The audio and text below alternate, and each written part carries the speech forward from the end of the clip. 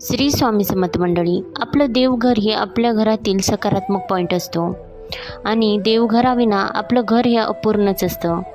आपण अशा देवघराची रोजच साफसफाई ठेवणं गरजेचं आहे. आपण ज्या अगरबत्त्या देवाला लावतो त्याची राख आपल्याला लगेचच उचलून घ्यायची आहे.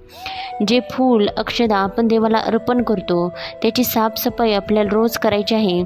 ते तुम्ही रोज पाण्यामध्ये विसर्जन करू शकता किंवा एखाद्या झाडाच्या कुंडीत देखील तुम्ही टाकू शकता. आपल्या कुलदेव कुलदेवी यांचा ज्या दिवशी वार असेल त्या दिवशी घरामध्ये अखंड नंददीप लावायचा आहे.